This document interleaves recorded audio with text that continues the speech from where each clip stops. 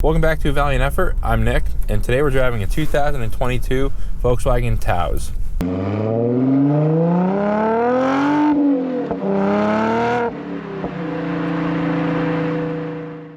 One thing, I think it's important to note that this is actually my car / my wife's car, and for those of you who watched the channel before, this actually replaced the GTI, and there's going to be another video coming out where the 2019 Golf R actually replaced my 2015 S4. So far the Taos has been amazing. She loves the car, I love the car. We've put about 7,000 miles on it now in the last 4 or so months. I mean the car is just amazing. So this was and is a SE. So it's an SE 4Motion. The 4Motion actually gets a DSG transmission where the front wheel drive actually gets I believe it's a ZF 8-speed. I don't think it's a 10-speed, but I'm sure Teddy will be able to figure that out. And the DSG's fine. I do find it to be a little jerky in first, especially starting from a stop. And for a DSG, it is kind of tuned for more of like a lackadaisical shifting. If you put it in manual mode, it's really not that impressive. But overall, I mean, the car as a whole is great. The 1.5 liter engine is great. It's quick enough. It handles very well, actually. So this isn't a performance car, obviously. This is a family hauler. It's a nice little windshield wipers are good. It's a nice little driver. Now I have to say the steering is very light, but in a nice way. You know, it feels good to kind of go around corners. It's easy. It's a relaxing thing to drive. This car is just, it's planted, and I don't mean it in like it's on rails. It's just, you know, it drives in a straight line. It brakes. It accelerates. It's comfortable. It does exactly what you'd want as a daily driver. You know, it's not fast. It's not, but it's fast enough to accelerate. I think on the Merritt Parkway, you know, it's going to be a little bit scary still, but I don't care what car you're in. Like, the Merritt Parkway sucks. So anytime you have a stop sign and or a yield sign, and then the off-ramp and on-ramp are like 100 yards from one another while on a 2-lane highway where people are going 75, it's never really going to be that enjoyable, no matter what car you have.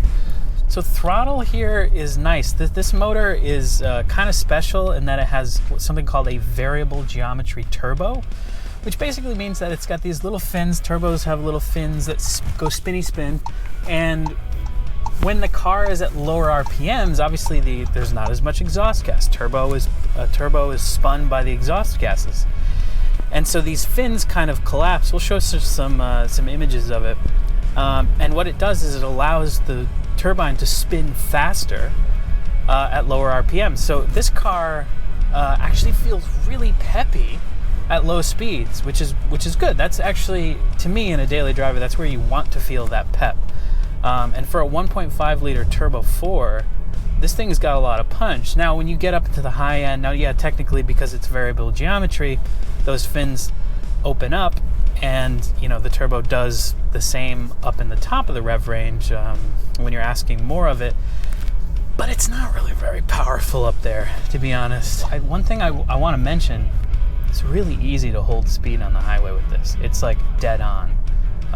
And I think that's because the engine it's really cool, actually. In these camshafts, on the intake cam, there's a hydraulic actuator that actually can precisely change the intake cam profile. The exhaust cam, I believe, is a traditional variable valve timing setup, but it makes it really easy to modulate the throttle. The engine can do exactly what it's called to do with no trouble.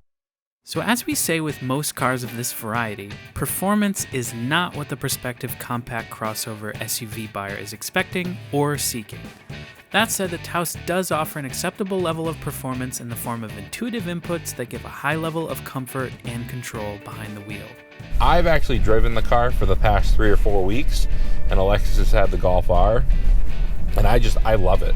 Like, I almost wish that I bought this instead of a Golf R. I mean, on the interior, the layout is just immaculate. It's perfect for daily driving. The screen and the MMI system is so user-friendly. You know, it has wireless and or wired CarPlay. The wireless has been pretty good on this, but for some reason on the 21 GTI, it kind of glitched quite often, and neither one of us loved it. The wired seemed to be a little more reliable. I don't know if this has a different version of the wireless. I'm assuming it does, but it's great. Never have any connectivity issues. It's very reliable. Waze will sometimes have an issue, but I've noticed that with all CarPlay, and it's not only in a Volkswagen product. So I think that is just a software problem in general. As far as like ease of use goes, I don't think there's a car, I mean, surely other Volkswagen products, but I don't think there's a modern car that's easier than this. Now, this is specific to the SE, but maybe to the S and the SE, but you've got how hot do you want it, how hard do you want it, and where do you want it dials. I love that.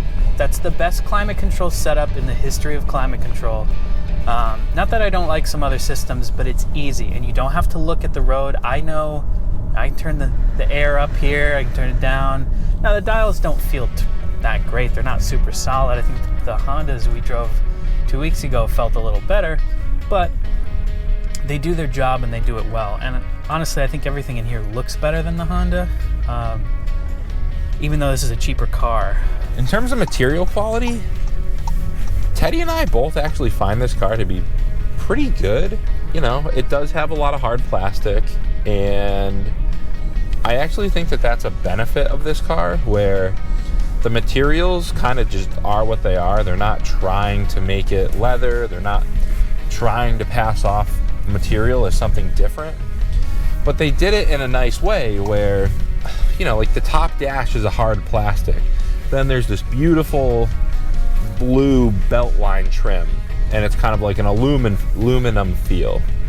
And then below that, there's like this really nice little strip of, it's still hard, but it's like I don't know, like an ivory-ish hard plastic trim. And then below that, you know, you have a little bit more black, and then you have your soft touch door cards, and then below that you have the hard plastic again. I don't think that all the plastic actually hurts the car. I think it does help it. And you know, like I mentioned earlier, the layout is perfect. Everything's within one arm's reach. You're not flip-flopping between screens. You've got this little row of buttons, you got heated seats, your AC button, your recirc, whatever. And everything's nice, it's just right there. Thank you, Volkswagen. You put stuff where it's easy to get to. It's one of those cars that, I don't know, I like, it kind of makes me wonder. It's like, why does everyone try to reinvent the wheel on the simplest of things? You know, there are things that are just, they make sense one way, and I know that brands are like, whoa, we gotta have our own thing, but it's like, do ya? Because like, if it works best one way, why not just why not just leave it that way? Leave it the way that it works. You know, you got volume and tune knob, and it's kind of cool when you put your hand up here, it recognizes that you're about to touch it, which is kind of a neat feature. So it brings up some other stuff, like some text, so you can kind of better navigate. You know, just going back to the MMI real quick, I really think that this is about as good as you're going to get on a modern car that's not, you know, a $60,000, $70,000, $100,000 car. It's super clear all the time. The digital dash, again, is super clear. It's never hard to see whether there's a glare or, you know, it's nighttime. All the information's right there. One thing that is kind of weird is they have 3 screens on the digital dash, and none of them are really that great. Like, you can have a speedo, which is kind of weird because then you also have a digital readout. You can have a tach, which also has a digital speed readout. Ooh, also one thing I do really like about this as well is that it actually has a temperature gauge. Yay, a lot of modern cars don't have that. I like to know what the engine temp's doing, because if it starts to get hot, you know, the warning, danger, Will Robinson light is too late. At that point, it's too late. At that point, you've overheated and you've damaged something. But if you see the engine temp starting to creep up, you can do something about it, like turn the car off. The shifter feels amazing in your hand. I love that it illuminates at the top. And I don't know, I just think ergonomically this car is incredible. Things you have in here that are nice, this is extremely soft. And the back seat one, the armrest back there is also extremely soft. It's nice. Good place to put your elbow. It doesn't like hurt you. You can kind of go direct on the bone there. Same with over here, it's soft enough. And everything's in a good place. I know, Nick, we all lament the loss of the low belt line, you know, where you can dangle your arm out the window real nice. You can't do that in modern cars. The belt line's just too high. And like, yeah, I'd rather not die if I get into an accident, quite frankly. But it's nice that in this car they've integrated the, you know, with where the window switches are and everything. They've integrated a nice spot for your arm, and it is comfortable. It doesn't quite beat dangling your arm out the window, but it's comfortable. One of the big differences between the SE and the SEL trim level is the SEL actually gets the haptic button steering wheel, and I don't know that I'd want it. Like, I really like the steering wheel that this has. You know, maybe it's not Napa leather and perfect, but it has this really nice aluminum trim. The buttons are really nice. I think they're in a good spot. And I don't know that I want the haptic touch, especially with how many poor reviews the haptic touch steering wheels have gotten. There's not a lot of piano black in here, which I really appreciate. So, like, you can't see the dust. And Nick and his wife have two yellow labs, and they are sheddy dogs. They shed a lot. Got a lot of fur coming off of these dogs. And yeah, and you can't really tell in this. It's kept, I mean, I know they keep their cars clean, but it's nice. The Taos has one of the best interiors of any compact SUV on the market. It certainly isn't luxurious, even in its SEL trim, but the layout is simple, intuitive, and attractive.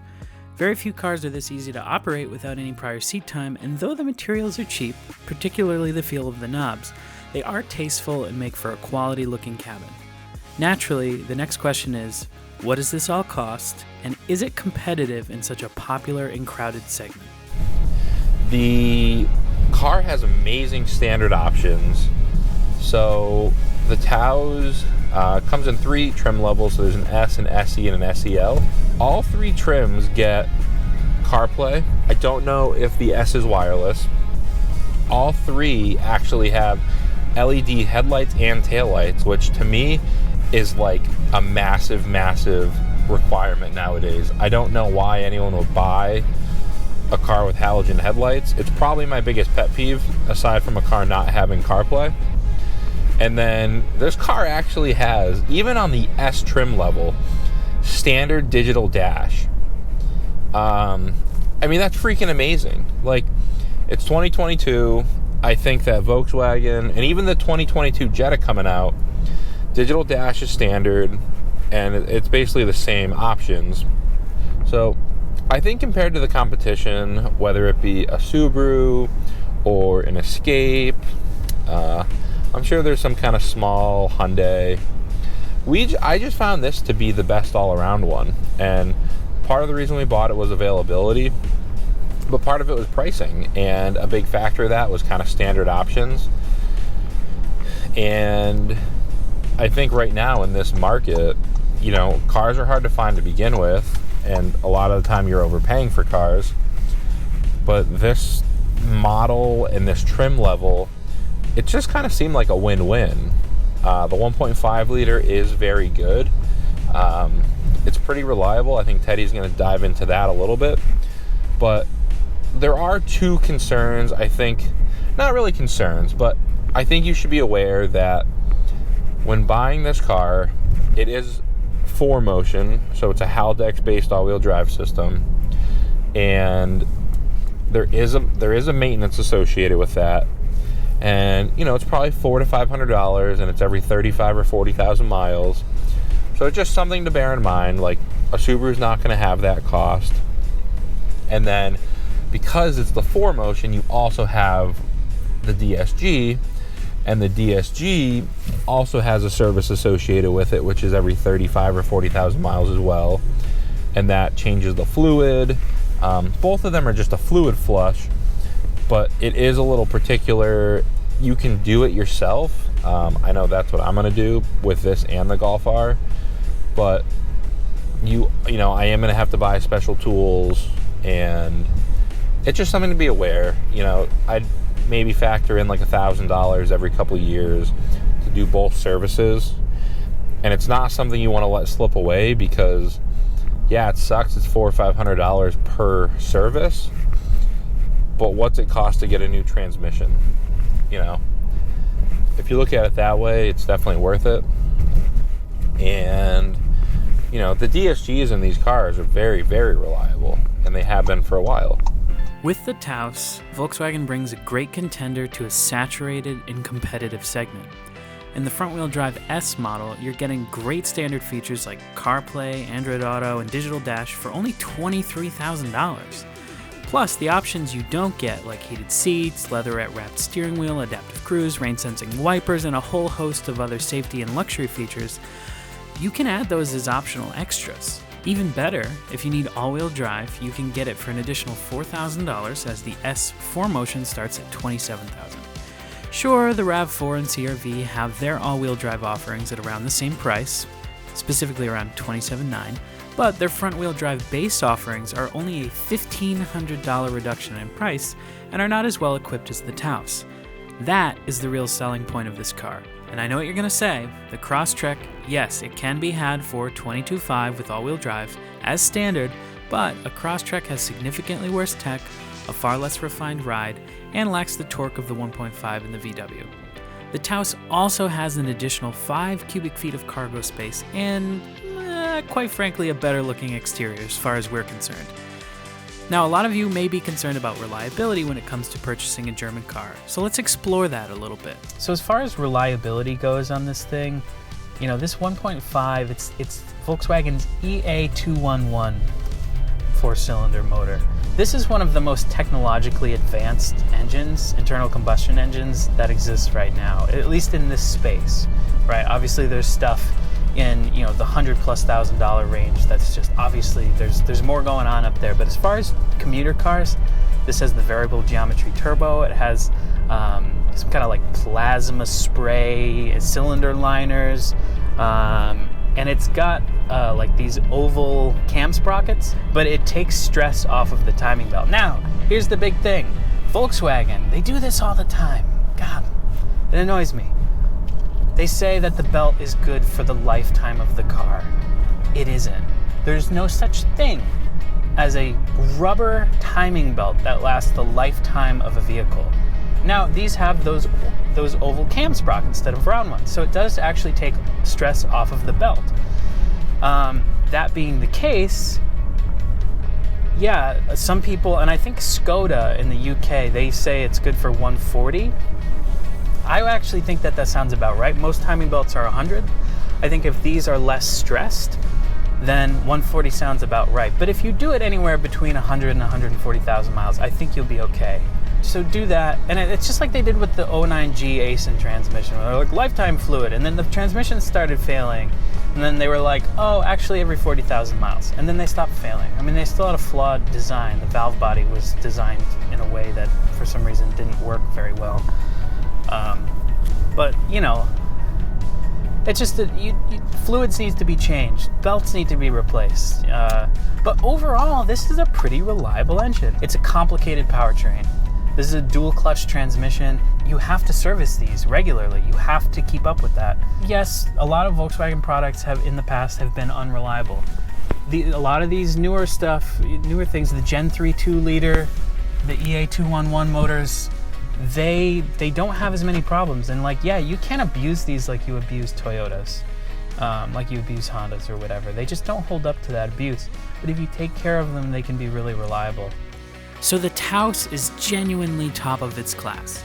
Sure, it takes a bit more commitment to care for it properly in order to keep it running reliably, but despite that, we think it offers more than most in the segment, especially when it comes to tech and interior layout. So should you buy a Taos? Well, if you're the type to keep to a strict maintenance schedule, hell yeah.